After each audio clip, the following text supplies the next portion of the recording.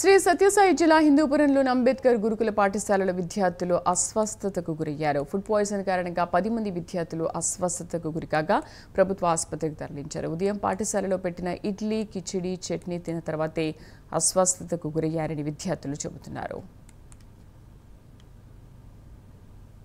మా కరెస్పాండెంట్ నాగేంద్రనాథ్ రెడ్డి పూర్తి సమాచారం అందిస్తారు. నాగేంద్రనాథ్ రెడ్డి, అసలు ఏం జరిగింది, ఎందుకు అస్వస్థతకు గురయ్యారు?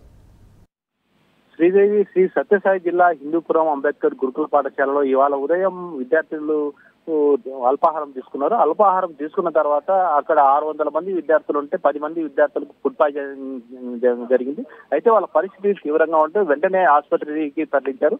అయితే ఇంకా ఎంతమంది విద్యార్థులకు ఇలా జరిగిందని దానిపైన కూడా స్థానికంగా ఉన్నటువంటి అధికారులు కూడా దానిపైన ఆరాధిస్తారు. దీనిపై స్థానికంగా అక్కడ ఉన్నటువంటి ఎమ్మెల్యే సినీ నటుడు బాలకృష్ణ ఆయన కూడా అధికారుల పైన సీరియస్ కావడం జరిగింది. పిల్లలకు ఎలాంటి ఆహారం పెడుతున్నారు ఏంటి అనే దానిపైన అతను ఆయన చర్చించారు. అయితే పిల్లలకు సరైన ఆహారం పెట్టాలి, ఏదైనా చూసుకోవాల్సింది అధికారుల పైన ఉంది కదా, ఏం చేస్తున్నారని ఆయన అధికారులను కూడా పైన కూడా ఆగ్రహం వ్యక్తం చేయడం జరిగింది.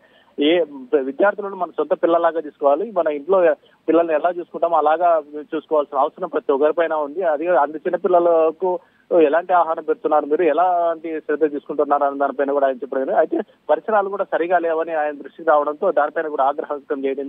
ఆ పరిసరాలు కూడా ఖచ్చితంగా మీరు చూసుకోవాల్సిన అవసరం ఎంతైనా ఉంది. అధికారులు ఏం చేస్తున్నారు, స్థానికంగా ఉండాలి, ఖచ్చితంగా వాళ్ళ విద్యార్థుల ఆహారం పట్ల కానీ స్థానిక సౌకర్యాల పట్ల కానీ మొత్తం మీరు తీసుకొని ఒకవేళ ఇలాగే మీ విధానం ఉంటే ఖచ్చితంగా భవిష్యత్తు మీపై చర్యలు తీసుకోవడం జరుగుతుందని ఎమ్మెల్యే కూడా హెచ్చరించడం జరిగింది. అలాగే దానికి సంబంధించినటువంటి అధికారులు ఎవరైతే ఉన్నారో ఆ శాఖ అధికారులు కూడా వెంటనే స్పందించడం జరిగింది. అక్కడ జరుగుతున్న వాటిపైన వెంటనే ఆరా చేయడం జరిగింది.